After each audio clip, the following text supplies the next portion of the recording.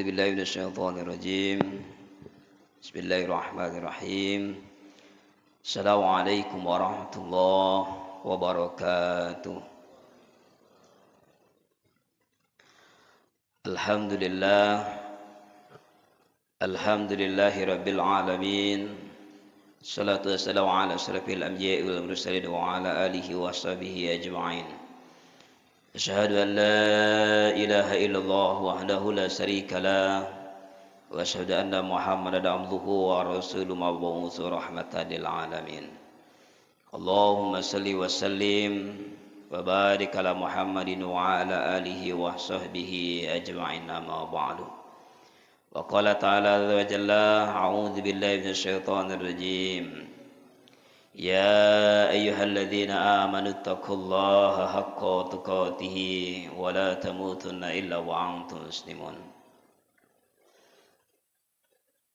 وقال أيضا: يا أيها الذين آمنوا اتقوا الله وقولوا قولا سديدا يصلح لكم أعمالكم ويغفر لكم ذنوبكم ومن يطع الله ورسوله فقد فاز فوزا عظيما.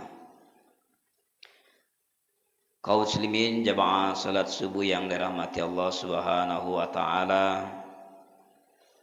Mari kita senantiasa selalu menjaga rasa puja dan puji syukur kepada Allah. Alhamdulillahirabbil alamin. Di subuh hari ini kita semua diberikan nikmat iman Islam, kesempatan oleh Allah Subhanahu wa taala untuk dapat menjalankan ibadah subuh berjamaah. Ada yang juga sempat menjalankan sunnah sebelum fajar. Itu luar biasa nikmat yang sungguh sangat besar diberikan Allah Subhanahu wa taala, karena pembalasannya itu melebihi daripada dunia dan isinya. Maka sedekah kita seumur hidup itu belum mampu menyaingi sunnah 2 rakaat sebelum fajar. Maka bersyukur alhamdulillah Allah masih beri kesempatan kita untuk bisa menjalankan itu. Salawat dan salam semoga Allah senantiasa limpahkan curahkan kehadiran baginda Nabi Allah Muhammad sallallahu alaihi wasallam. Allahumma salli ala Muhammad wa ala ali Muhammad.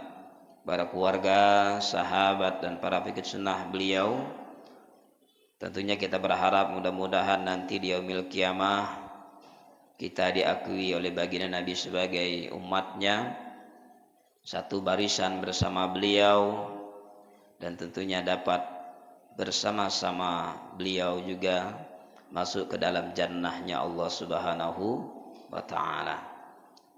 Karena kita yakin betul di dalam agama kita mengatakan bahwasanya umat yang nanti akan masuk dahulu, terlebih dahulu itu sebelum umat-umat yang lain adalah umat baginda Nabi Allah Muhammad sallallahu alaihi wasallam.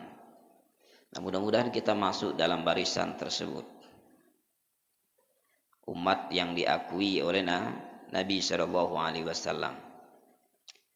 Jemaah yang dirahmati Allah Subhanahu wa taala, alhamdulillah juga kita bersyukur. Baru beberapa hari kemarin kita melaksanakan pesta demokrasi dan alhamdulillah semua berjalan lancar, tidak ada keributan, tidak ada kerusuhan seperti daerah sebelah ya, tetangga kita sebelah, sampai ada yang bertujah, ada yang bacok dan lain sebagainya. Alhamdulillah kita bersyukur Lubuk Linggau adem ayem, tenang-tenang saja. Dan memang seharusnya umat Islam seperti itu, menyikapi segala sesuatu itu semuanya menjadi kebaikan baginya. Karena di Al-Quran itu sudah jelas kita diperintahkan untuk senantiasa berhusnuzon, berbaik sangka. Dan kita tidak dianjurkan untuk suudzon kepada siapapun.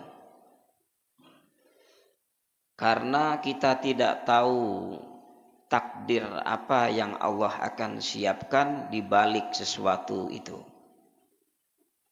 Bisa jadi yang kita anggap buruk adalah kebaikan buat kita, dan bisa jadi yang kita anggap baik adalah sebuah keburukan bagi kita. Maka kita berbaik sangka kepada Allah. Nah, bersyukur adalah perintah dari Allah Subhanahu wa taala. Jamaah yang dirahmati Allah Subhanahu wa taala, kita sering beranggapan bersyukur itu hanya sekedar mengucapkan alhamdulillahirabbil alamin. Syukur itu akan bisa diterima oleh Allah Subhanahu wa taala kalau dia memenuhi syarat dan rukunnya, atau memenuhi rukun syukur. Nah, baru nanti syukur itu akan diterima Allah Subhanahu wa taala. Kenapa demikian? Karena berapa banyak orang yang bersyukur sejatinya mereka tidak bersyukur kepada Allah. Sama kayak kita mengatakan aku beriman kepada Allah, tapi iman itu belum diterima Allah Subhanahu wa taala. Karena apa? Karena iman itu iqra'u bil lisan, diucapkan dengan lisan. Tasdiqu bi qalbi, dihujahkan ke dalam hati. Kemudian dijalankan dalam kehidupan, diaplikasikan dalam bentuk sebuah perbuatan. Barulah itu iman itu bisa diterima. Nah, begitu juga syukur. Lalu bagaimana kita bersyukur? Di dalam sebuah kitab Mausu'ah Nadriyah An-Na'im disebutkan syukur itu terdiri dari beberapa huruf. Huruf yang pertama ada huruf shin, kemudian kaf, ro. Ini apa? Menunjukkan kepada seseorang atas sebuah kebaikan yang ia perbuat. Nah, Imam Asy-Syaukani rahimahullah, beliau mengatakan demikian, bahwasanya apa? Bersyukur kepada Allah, memujinya sebagai balasan yang diberikan dengan cara melakukan ketaatan kepada Allah Subhanahu wa taala. Jadi memuji asma Allah, bersyukur itu memuji Allah Subhanahu wa taala. Lalu dengan memuji Allah Subhanahu wa taala, lalu kita caranya dengan taat kepada Allah.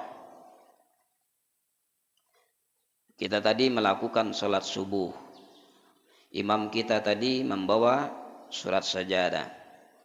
Surat sajadah itu, apalagi ayat sajadah itu banyak sekali di Al-Quran. Ada 5 tempat, bahkan hampir setiap ada di surah-surah yang lain juga banyak yang menyuruh kita untuk sujud, salah satunya yang dibawa imam kita tadi. Nah, itu aplikasi daripada syukur. Bersyukur kita karena dijadikan hamba Allah, umat baginda Nabi Allah Muhammad SAW. Ketika di situ diperintahkan langit dan bumi saja bersujud kepada Allah, maka hendaklah kalian bersujud berterima kasih kepada Allah. Maka ketika ayat itu dibacakan, kita pun langsung bersujud. Nah, itu salah satu aplikasi wujud syukur yang sebenarnya. Jadi bukan hanya diucapkan, tapi langsung menunjukkan sebuah perbuatan sujud kepada Allah. Maka Al-Imam Asy-Syaukani rahimahullah juga, beliau berkata, bersyukur kepada Allah, memujinya sebagai balasan atas nikmat yang Allah berikan dan melakukan ketaatan kepada Allah Subhanahu wa taala. Ibnu Taimiyah beliau mengatakan dalam kitab beliau Majmu'ah Al-Fatawa di halaman 135 pada bab ke-11, apa kata Ibnu Taimiyah? Mengatakan istiqrahu yakunu bil qalbi wal lisanu wal jawariju wal hamdu la yakunu illa bil lisan.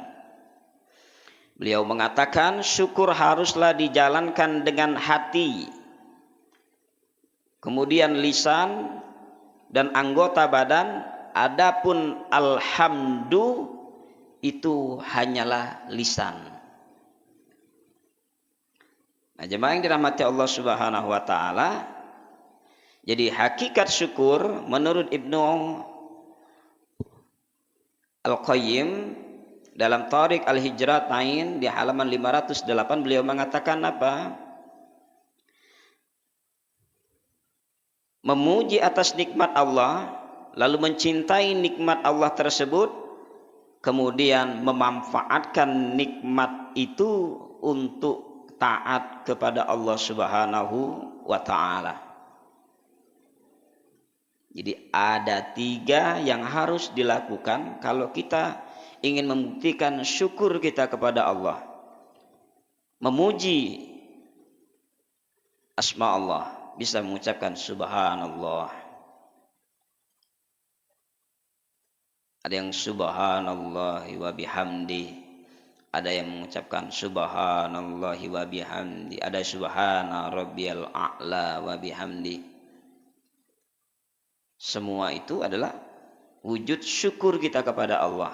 Maka ruku kita, sujud kita, semuanya kalimat tasbih, memuji asma Allah Subhanahu wa ta'ala. Nah, itu baru lisan. Dan anggota badan,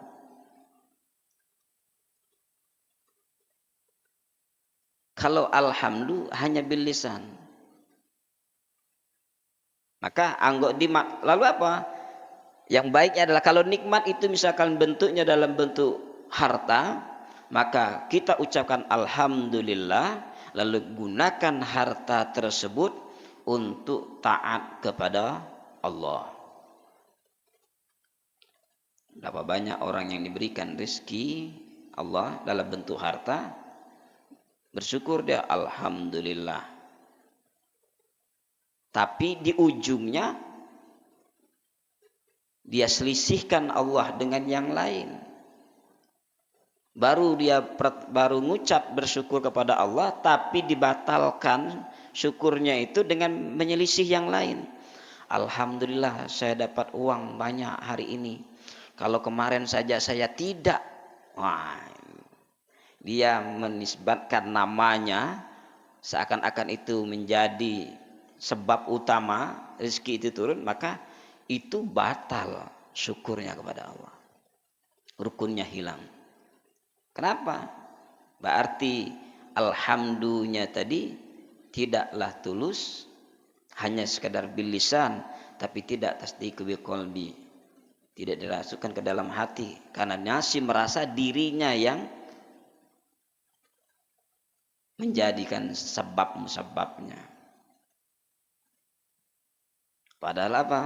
Semua itu sudah Allah tentukan. Oh, alhamdulillah, kalau saya kemarin tidak jadi berangkat, mustahil barang ini bisa dapat sebesar ini. Nah, ini kan kadang sering seperti itu kita. Nah, itu dilarang, tidak boleh. Membatalkan syukur kita kepada Allah. Alhamdulillah ya Allah, Engkau berikan ini semua untukku. Maka di awalnya kalau kita ingin menyebut, harus ada awalnya. Ini semua atas kehendak Engkau ya Allah. Usahaku kemarin hanyalah sebagai wasilah. Kewajiban seorang hamba untuk berikhtiar, itu beda lagi. Jadi kalimat itu saja kalau salah dalam penyebutan bisa membatalkan syukur kita kepada Allah Subhanahu wa ta'ala. Apalagi seakan-akan kita yang paling berjasa di situ. Naudzubillah. Bisa bahaya. Membatalkan syukur itu. Kalau batal syukurnya, Ingat ayat Allah itu.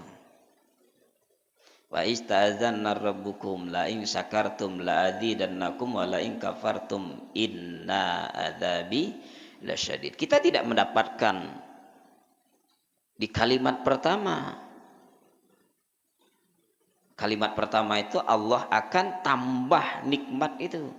Tapi justru kita mendapatkan kalimat kedua, adzabi lasyadid. Azab yang pedih. Kenapa? Karena kesalahan dalam bersyukur kepada Allah. Selalu menisbatkan dirinya lebih dahulu. Kadang Allah dikata dipuji, tapi di belakangnya seakan-akan dia lebih utama dibandingkan Allah.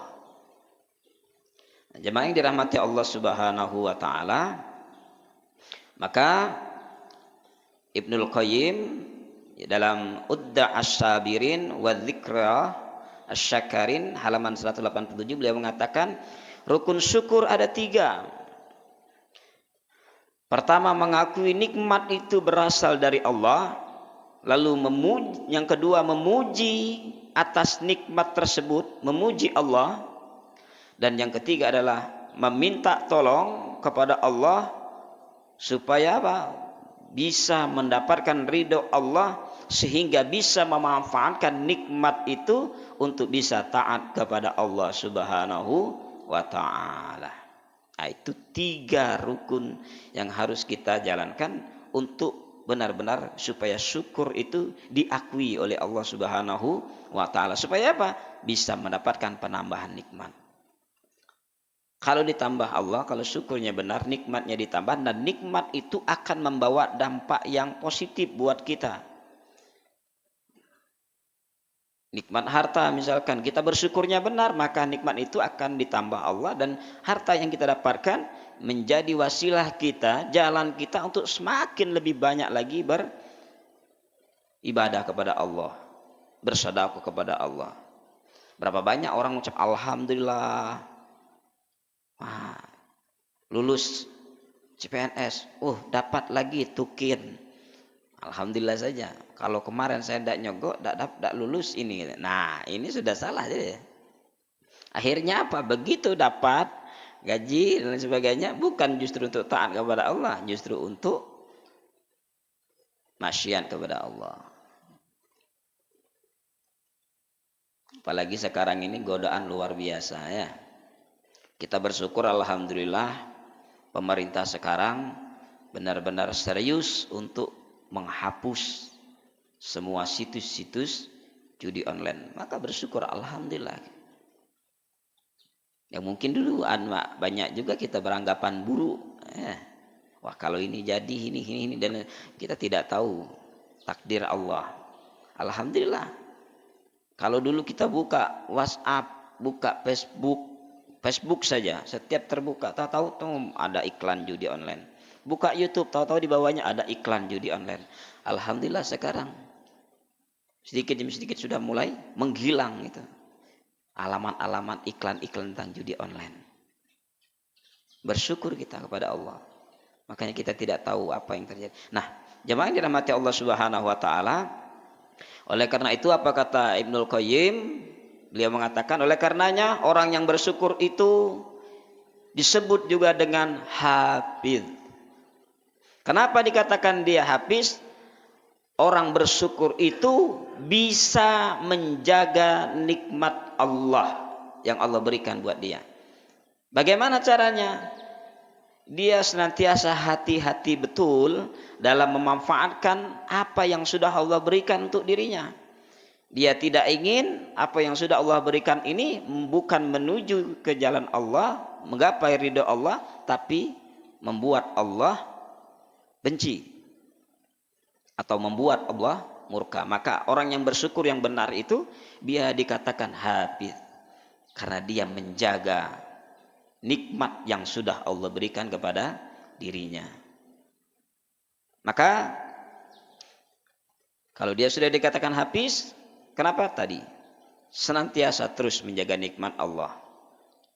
Dan apa? Menjaganya tidak sampai hilang. Maksudnya hilang ini keluar harta tersebut, nikmat itu tanpa ada dampak positifnya kepada dirinya untuk lebih taat lagi kepada Allah Subhanahu wa taala. Ini boleh Bapak lihat dalam kitab Uddah Asy-Syabirin halaman 148. Karangan Ibnul Qayyim. Jamaah yang dirahmati Allah Subhanahu wa taala, maka Nabi Shallallahu alaihi wasallam mengatakan wa inna rajulun la yuhramur rizqun bidunbi yusibuh. Kata Nabi, sesungguhnya seseorang itu terhalang mendapatkan rizkinya karena dosa yang sudah ia perbuat. Ini hadis riwayat Ibnu Majah nomor hadis 4022. Jadi sesungguhnya kata Nabi, seseorang itu terhalang mendapatkan rezekinya disebabkan dosa yang ia perbuat. Lalu kenapa ya Allah ada orang yang tidak taat kok begitu lapang betul, lancar betul mendapatkan rezekinya? Karena kita beranggapan rezeki itu hanya satu, dalam bentuk harta. Padahal rezeki itu bukan itu saja. Kita bisa istiqomah subuh berjamaah, bisa mendapatkan sholat sunnah 2 rakaatnya, itu rizki yang masya Allah luar biasa besarnya di hadapan Allah, dibandingkan rizki yang kata kita bilang tadi dalam bentuk harta. Lalu mulai berpikir kita, lalu kenapa orang susah untuk bisa berjamaah, susah untuk subuh berjamaah? Ya Nabi sudah katakan tadi, seseorang itu akan terhalang rizkinya karena dosa yang dia perbuat. Dosa itu laksana debu. Hati kita ini itu laksana kaca. Bukan kaca untuk berkaca itu, bukan. Kaca seperti yang kaca pintu kita itu. Kalau dia bersih, ketika kita senter berikan cahaya, maka dia akan tembus sampai ke dalam. Tapi ketika kaca itu tidak pernah dilap, menempel debu yang begitu banyak, maka cahaya itu ketika kita senter akan mantul keluar, tidak akan tembus ke dalam. Begitu juga hati. Setiap kesalahan kita, kata ulama itu, dia adalah setitik debu yang kita tempelkan dalam hati kita. Terus tanpa sadar semakin banyak, maka wajar. Mau sekuat apapun toa masjid untuk memanggil dia hayya 'alas shalah, hayya 'alal falah, as-salatu khairum minan naum, itu tidak akan mampu menembus hatinya. Ingat ya, panca indera yang paling sering disebut oleh Allah di dalam Al-Quran itu kan 3. Mata, telinga, hati. Itu panca indera yang sering Allah sebutkan dalam Al-Quran. Dan ketiga ini juga yang bisa Allah kunci ketika peringatan demi peringatan itu tidak pernah diabaikan. Sama seperti tadi, dosa-dosa itu menutup matanya, dosa itu menutup telinganya, bahkan menutup hatinya. Sebagus apapun iming-iming yang kita berikan buat mereka, surga ini begini, nikmatnya, neraka itu begini, sadisnya, seremnya, bahkan kayak kemarin ada film di bioskop gambaran tentang azab neraka, wah serem, nggak akan mampu merubah hatinya. Kenapa? Terlalu tebal. Maka untuk mengikis itu taubat itulah yang mampu membuka kembali cahaya hati kita supaya tembus. Maka ya minimal seminggu sekali lah kita melakukan sholat taubat, mohon ampunan kepada Allah supaya apa? Hati kita tetap terjaga. Jemaah yang dirahmati Allah Subhanahu wa taala, maka Abu Hazim beliau mengatakan dalam kitab Jami'il Al-Ulum wal Al-Hikam juz 2 halaman 28, beliau mengatakan demikian. Siapa saja yang bersyukur dengan lisannya namun tidak bersyukur dengan anggota badan lainnya, itu seperti seseorang yang menggunakan pakaian lalu dia tarik ujung pakaian tersebut tapi dia tidak kenakan seluruhnya, maka pakaian tersebut sama sekali tidak membawa manfaat bagi dirinya untuk melindungi dirinya dari dingin, dari panas, bahkan dari salju dan turunnya air hujan. Jadi bersyukur kepada Allah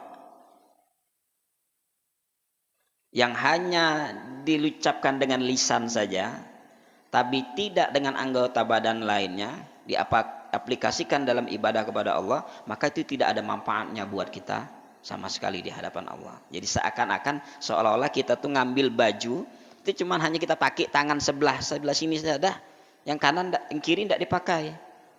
Jadi tidak ada manfaatnya untuk kita. Efeknya buat kita tidak ada. Itulah syukur yang hanya diucapkan lisan tapi tidak diaplikasikan dengan amal ibadah kepada Allah Subhanahu wa taala. Jadi rokdun, ya, tertolak. Kenapa? Tidak memenuhi rukunnya tadi. Maka jemaah yang dirahmati Allah Subhanahu wa taala, Nabi juga mengatakan, man lam yaskur al-qalilu lam yaskur al-katsir. Jadi barang siapa yang tidak mensyukuri yang sedikit, maka ia tidak akan mampu mensyukuri sesuatu yang banyak. Jadi sekecil apapun, mulailah kita mengaplikasikannya dengan benar, syukur dengan benar sesuai dengan tuntunan baginda Nabi Shallallahu Alaihi Wasallam. Jadi Muhammad bin Ahmad bin Muhammad Katsir, beliau mengatakan, setiap nikmat yang digunakan untuk mendekatkan diri kita kepada Allah Subhanahu wa taala itu kebaikan. Tapi setiap nikmat yang Allah berikan kepada kita tapi tidak kita gunakan untuk mendekatkan diri kepada Allah, itu adalah musibah. Nah, ini kan sering dalam kasat mata kita seakan-akan itu, wah, orang itu banyak dapat nikmat itu, rezekinya lancar, hartanya banyak. Tapi ingat, sejatinya itu adalah sebenarnya musibah. Kenapa? Semakin banyak nanti yang akan dia hadapi ketika di yaumil hisab, perhitungan nanti lebih sulit. Maka jangan bangga kita ketika di lemari depan kita, wah, Tupperware berjejer panjang, penuh gelas, dari gelas yang kecil sampai gelas yang besar berjajar, toples, dari toples kecil sampai yang besar, wah, penuh semua. Itu nanti ditanya sama Allah di yaumil hisab, ibu-ibu, dipakai apa enggak? Sementara ketika ada tamu yang keluar hanya, mending kalau ada aqua gelas, minum enggak keluar. Alhamdulillah. Itu ditanya di yaumil hisab, buat apa kamu beli Tupperware sebanyak ini? Apa manfaatnya? Kalau tidak ada, maka ditanya di yaumil hisab. Makanya Allah Subhanahu wa taala mengatakan, a'udzubillahi minasyaitonirrajim, wa qalilum min ibadi syukur. Sangat sedikit sekali, kata Allah, di antara hamba-hambaku yang mau bersyukur. Artinya apa? Ini adalah sebuah kenyataan yang memang harus kita terima. Maka jemaah yang dirahmati Allah Subhanahu wa taala, kesimpulannya adalah agar syukur itu diterima Allah, sehingga Allah tambah kembali nikmat itu, dan itu membawa hal yang bagus buat kita, maka pertama adalah akui setiap nikmat yang kita dapatkan, apapun bentuknya, itu adalah dari Allah Subhanahu wa ta'ala. Dan itu kita akui secara lisan maupun hati kita. Kemudian apa? Sebutkan ini dari Allah. Bukan karena saya, tapi ini adalah dari Allah. Lalu apa? Mulai kita bersyukur dari yang sedikit, sehingga ketika mendapatkan yang besar pun kita tetap bersyukur. Dan apa? Manfaatkan apa yang sudah kita dapatkan itu menjadi wasilah jalan kita taat kepada Allah Subhanahu wa taala, bukan memberatkan kita di yaumil hisab nanti. Nah, kalau ini kita bisa laksanakan, mudah-mudahan apa yang Allah janjikan akan didapatkan oleh kita. Allah tambah kembali lebih banyak. Justru bukan ancaman Allah yang kita dapatkan, adzabi lasyadid. Demikianlah, mudah-mudahan yang sedikit ini ada manfaatnya buat kita semua. Mudah-mudahan kita termasuk hamba-hamba Allah yang bersyukur, dan mudah-mudahan kita termasuk hamba-hamba Allah yang senantiasa mengikuti syariat baginda Nabi Allah Muhammad sallallahu alaihi wasallam. Illa liqa fi anamillah nasiminallah wa fathun qarib. Akhirul kalam. Assalamualaikum warahmatullahi wabarakatuh.